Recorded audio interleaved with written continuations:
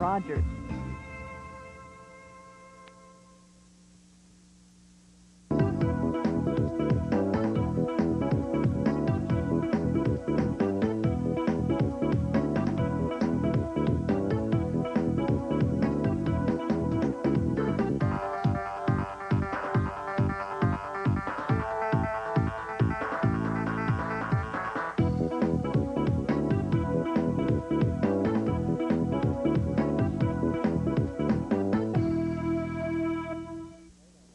I'm John Dowson, and this is Profiles.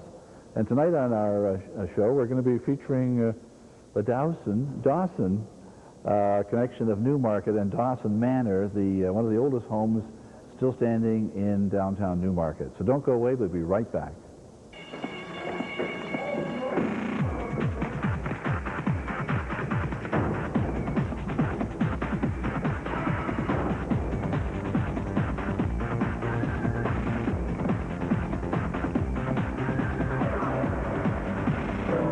Cable in the Classroom, commercial-free educational television programming provided to schools as a public service by Canadian cable companies. Cable in the Classroom tears down walls, opens minds. We're back, and we're talking with Alan McGilvray and his wife, Carolyn.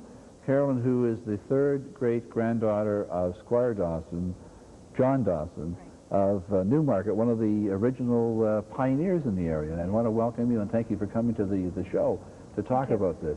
I'll tell you why I really was interested in meeting you is because I saw this book. It was at our local museum, and it had my name here, Dowson, which is not that many of us, and Dawson, right. And Ralph Mago, who's on the Historical Society, pointed this out to me, and I got in touch with you and found out through Carolyn that Squire Dawson, which is I guess the founder or the originator of the builder of the Dawson Manor, right. which is one of the oldest buildings in Newmarket, was connected with you. Yes.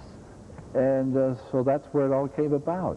Now, you're the curator over in Uxbridge Museum, so you've been through a lot of this with other people, I guess, yes. following their names. Yes.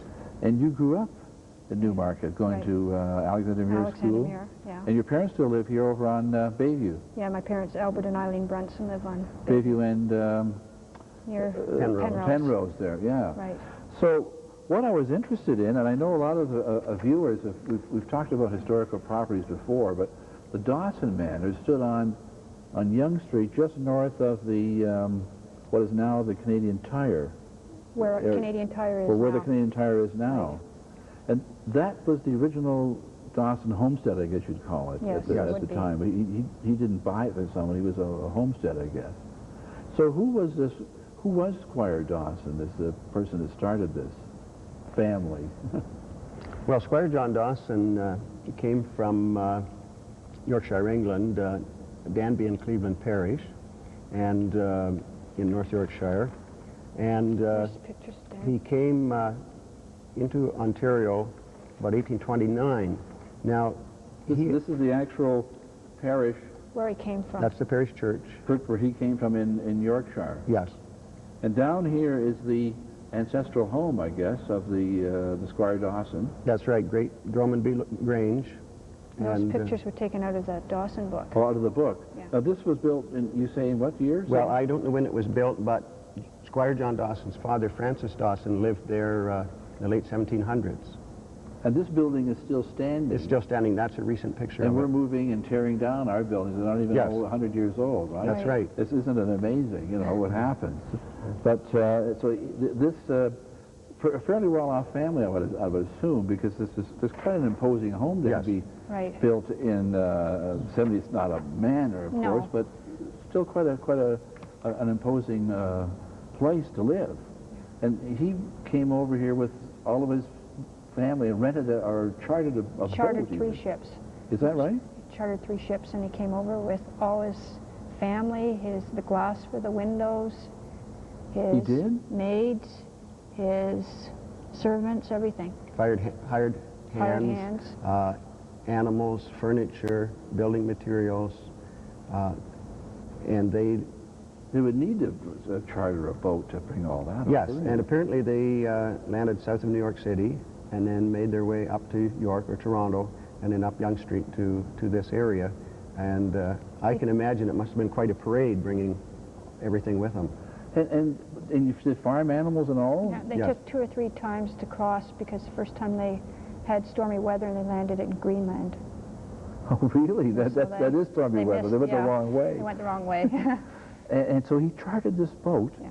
And so it's almost like Noah, isn't it? You know, Yeah. the whole thing. But why would he come here? Do you have any idea to why he arrived? His brother lived in South Monaghan, and also his father lived So in they South had Monaghan. emigrated before. Yes.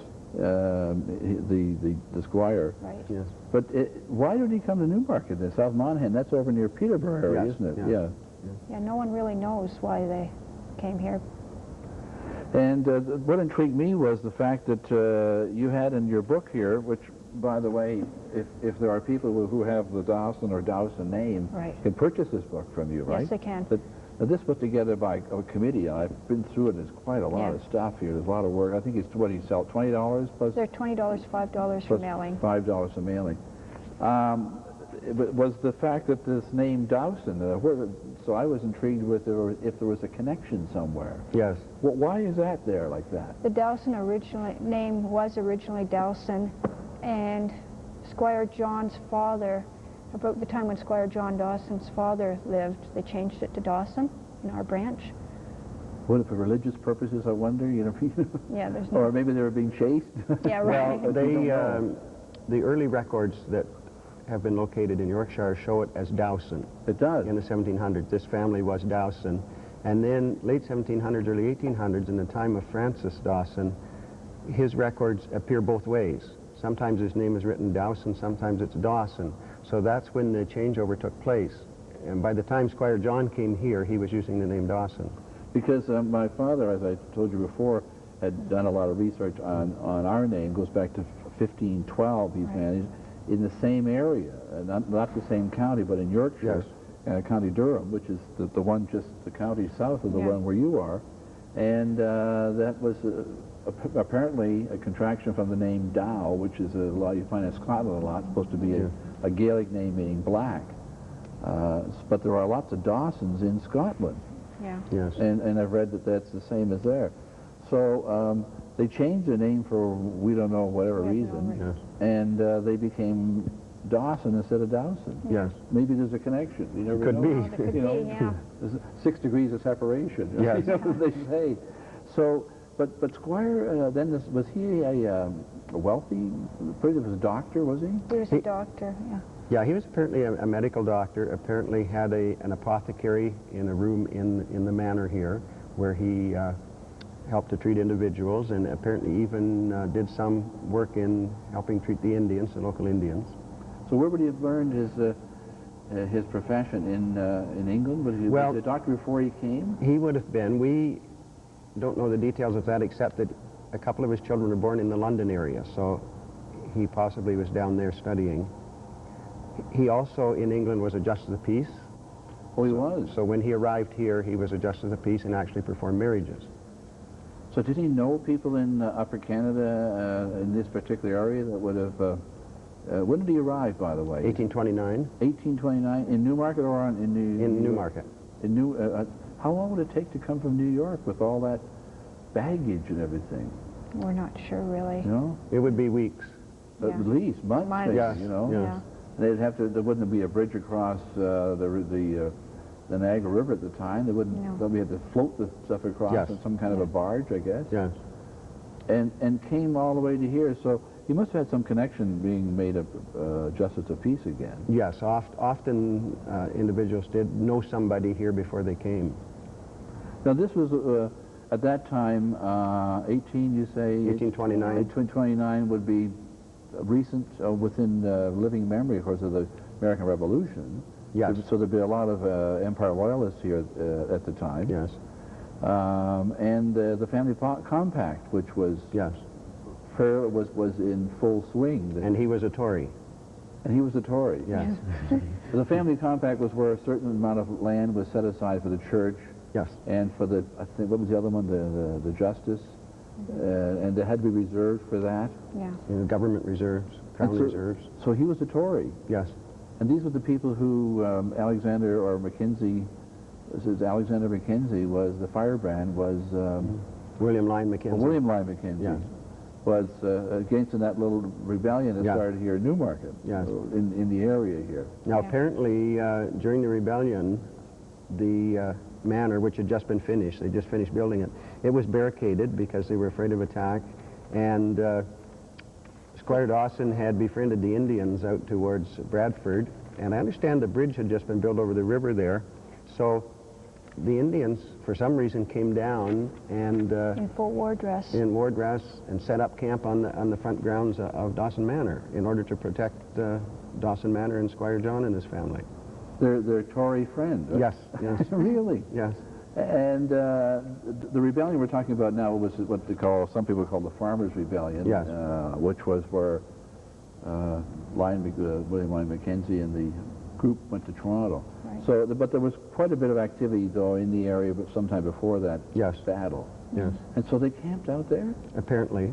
Yes. So he arrived in 1829. 29. And you brought along 1860 Tremaine's map of York County, which shows the original... After Squire John was dead. After he died. So how many acres did he acquire, and where did he set up? He had about 210 acres. I think it was lot 97. And where would that be now in conjunction with the people who are... I think just the north edge of Upper Canada Mall, and from there north, probably a quarter mile. On the west side of Yonge Street? On the west side of Yonge Street. And that's where that's the land he took? That's the land he took. I think in the story he said he lived in a log cabin until they built this this manor. Yes, and a question I have is where did the rest of the people live? Because apparently he brought this group of servants and other people with him, so he would need more than one log house. Maybe they just lived in tents or lean-tos on the property or something. You may have, you know. And this is the picture of the Dawson Manor up till, this is courtesy of Ralph Magel and the Historical Society. This is the picture of the Dawson Manor as it looked up until last 1998, was it, I think? About then, yes. And that's what it looks like today, sitting on its new location, which is just north of the Canadian Tire. And Ralph has brought along some pictures that we could take a look at when they moved this, the actual moving of the manor. So if he arrived in 1829 and he right away started building the building, the manor. Yeah. Well, have you any idea how where the brick came from and things like this? Okay, the brick came from the house. Was it north of there? The brick was made on the next farm north, which was the Irving farm. It was actually, the clay was dug there and the bricks were made on that location. So it was made right from the local... Did he import people to help build this place, or? They apparently came with him. They did? All the people came with him. Okay, we're going to talk about that when we come back. Don't go away. We'll be right back with Carolyn and Alan McGilvray and the Dawsons. Did you know that the Kane's Woodenware, once the largest employer in Newmarket, also established its own political dynasty?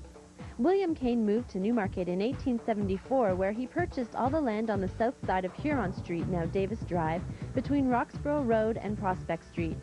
He built a large residence for his wife and family. At the same time, he established a factory spreading over an area on both sides of Huron Street. A portion of the site on the north side of Davis existed up until 1990 as Dixon Pencil. The original factory manufactured wood products from domestic and industrial use, custom wood interiors, and trim. William Kane was the first mayor of Newmarket when it was proclaimed as a town in 1881. He continued on as mayor for 9 years, and he died in 1899. Henry Kane, his son, was mayor, reeve, and a councillor for 27 years. E.S. Kane, a son, was mayor for 2 years and on the council for 3 years. Howard Kane, a grandson, served as mayor for 3 and on the council for 8 years. Right, we're back and we're talking about Dawson Manor and Squire John Dawson, right?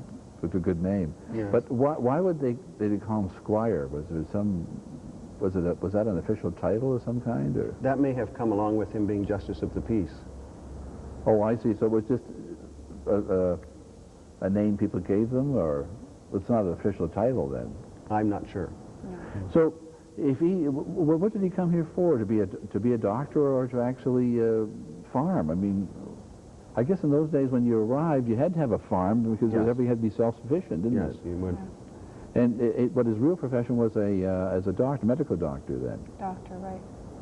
But did he practice right in his home? This is what we understand, that he had an apothecary and Oh, so he's a druggist as well. right in the Right house. in the manor.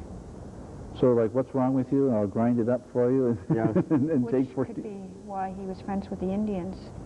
Oh, really? Would they have brought local medicines, do you think, to I'm him, not sure. being an apothecary? He may have been interested in that. He could have been, yeah. Properties of goldenrod and ragweed and things like that. Now, you've brought along some pictures here of some people. Could you tell us a bit about who are these people, Okay, what that's relation to they are? Anne Harrison, This is Anne Harrison here. and she was a Dawson before she was married to Thomas Harrison. That's Thomas Harrison, her husband. And she's the daughter of Squire John Dawson. And this was she was probably raised in Newmarket as well, right? She would have grown up in the Dawson Manor, and her husband, Mr. Harrison, was apparently one of the hired men that had come over with the group. And she was approximately 12 when she came over. She was. Yeah. And you say they eloped. It's a frightening-looking picture, isn't it? I mean, Well, is that's it just a story. photograph or is it That's a painting. Painting. it's a painting? Yeah. Yes. Fierce-looking. That's just a story. They eloped because they got married down at the big church in Toronto. Oh, they did. And who are these people here now? This Okay, that's her again when she's a bit older, quite a bit older. this is her down here, right? Yes. Okay, and that's her with her family. This is her with her family. Four over here? 4 generations. generations. Well, this is. I'm sorry, I can't get that. This is the 4 generations of the Dawson. If we can get that on the. This is the 4 generations of the Dawsons from the Dawson Manor. Yes.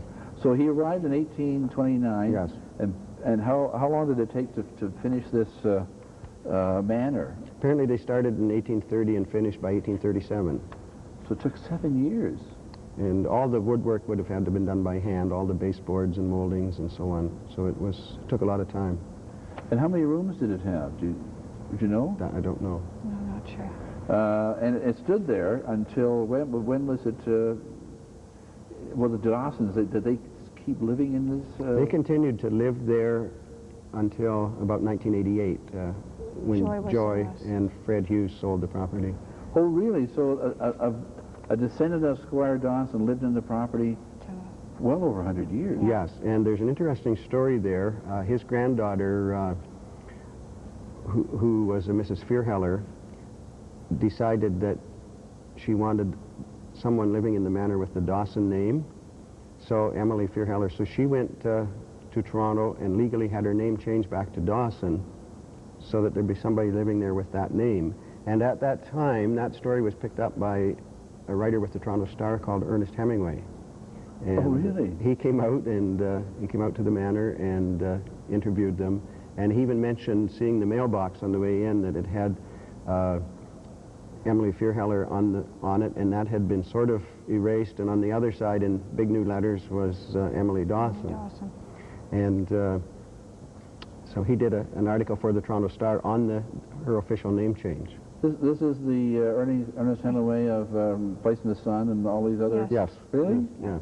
He was a reporter at the Yeah, he Toronto... came to Dawson Manor. So when would that have been? What year? Was it the 30s? I think 20, maybe, somewhere there. In the 20s? Yes. Yeah. And so she changed her name to Dawson. Back to Dawson, yes. But she was a Dawson. She was a Dawson. She was a Dawson, but she wanted the Dawson name to stay in the house. And up until 1988, who were the last people who lived in it? Now, Joy Joy will be Hughes the last one. was her granddaughter. Joyce, Joy Hughes was Joy her Hughes. granddaughter. and that's the granddaughter, and they sold the property? Yes, yes. And well, of course, I guess the developer must have bought it at Yes. that point, Yeah. did they? Yes. And then someone lived in it until, when was it moved? Like 1988 or 1998, rather? Is that when it was moved to the I'm new, not sure to the the current exact date. location? It's a few years ago anyways. Yeah. Now, this Squire Dawson, would he have been the only doctor around in the area, do you think, at the time? Or? Well, there was, when he arrived here, there was a doctor here, Dr. Christopher Beswick in Newmarket, who at that time was well over 100 years old. So there was another doctor here. Really, still practicing? Yes. And how did you get involved in this? From McGilvery, you grew up in Newmarket. Right. Did you know you were related to the Dawsons, like a third, whatever it is, granddaughter? No, after I got married, I did some more research, and I found out that my Mary Cal ended up being Mary Dawson before she was married. And then she's a grandmother? She would be my great-grandmother. And how did you get involved in this business of searching the Dawson name? How did that come about? When we found the will, when we found out there was a connection there, we went and did the will, and then we found out South Monaghan. Yeah. Dawsons were related to my Squire John Dawson, and then the book came about with contacting a lady over there, and through her we found out that my uncle and my dad were also fourth cousins. Really? And didn't know about it? Through the Dawsons, right.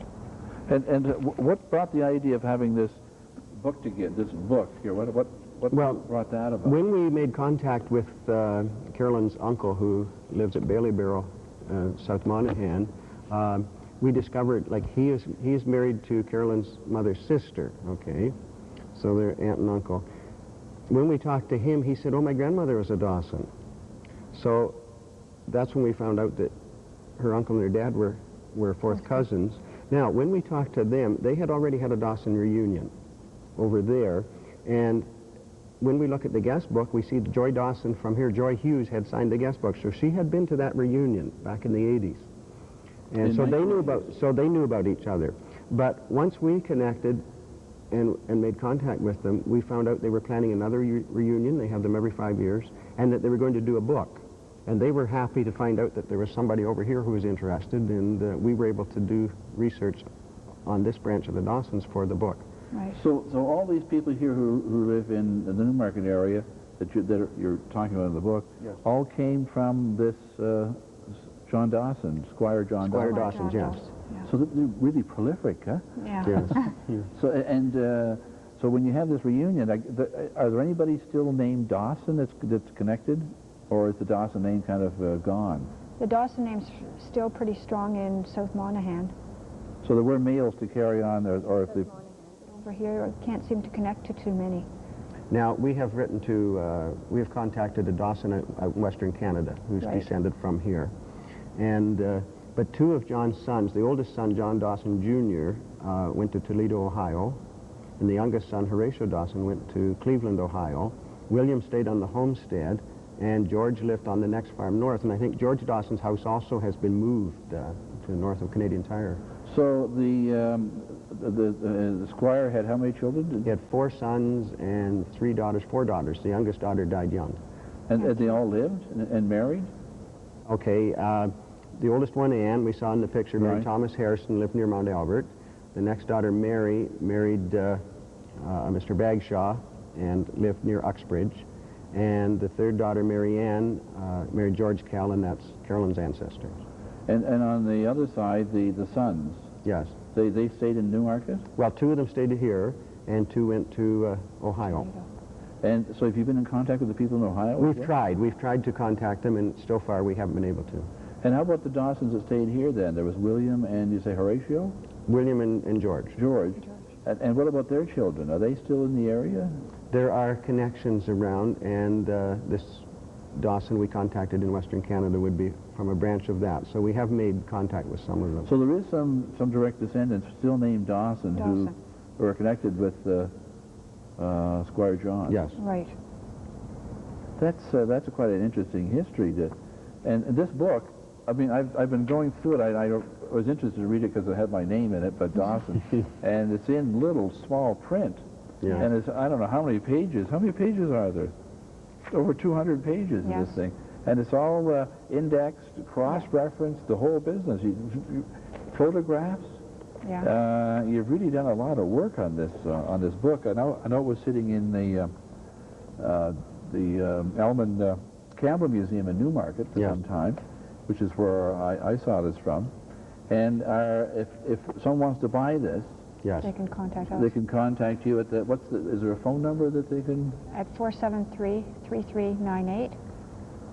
And it's got, has it got the will in it as well? Yes. Yes, the will's in The there. will was, what, you have a photocopy of the actual, The will in there is typed. this is It's- John Dawson's yeah. actual will. Yeah, it's been typed. And you typed it up and put it in here. Yeah. But- Actually, Tom and Carol Gamble did the typing. for The that. Gambles, well, that's a From well-known South Monaghan, yeah. name. And how about the Squire himself? Where is he buried in the Newmarket area? He's buried on Eagle Street in the Anglican Cemetery. Oh, the one, I think it's called Ebenezer something, just south of Newmarket on the Yes. west side, up in there.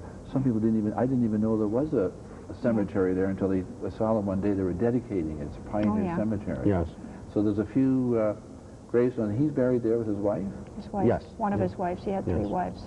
He had how many wives? 3 wives. 3? Yeah. What happened to the other 2? They died in He England. died. Did they? They died one, in England. One and, died in England. And he married the 3rd time after he came here. And And Mary Storr, she came over too. this manor would have been something to see in those days, wouldn't it have been? 1850, a place like that? Yes. He must have had some money. Yeah. And of course, being a doctor, like you say, and a pharmacist or apothecary, Yes. doing his own medicines. Well, I really thank you for coming by, and we'll talk afterwards to find out whether we're connected in some way. Okay. We'll see if the Dowsons and the Dawsons make some connection. But thanks Okay. very much for Thank coming you. by, Carolyn. Thank And you. Alan, and you're the curator at Uxbridge. Oxford Scott Museum. So next time anyone's over there, they can, Uxbridge Scots Museum, drop in and say hi. Sure. Okay, that's it for me. Until next time, I'm John Dowson. Thanks for watching. Goodbye for now.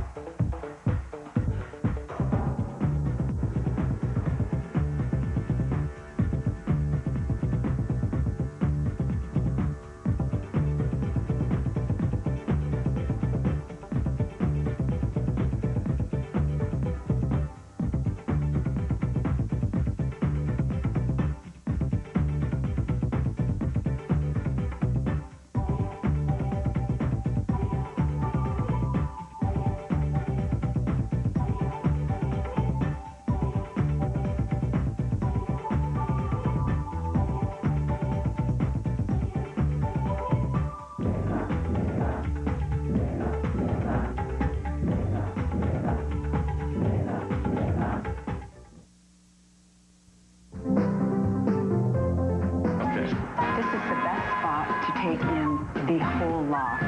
And tour living spaces that defy the traditional approach. This is the countertop. And it's very different. With lofty ideas, Saturday at 9:30, only on HGTV Canada. Celebrating, involving, and reflecting you. This is Newmarket Television, only on Rogers.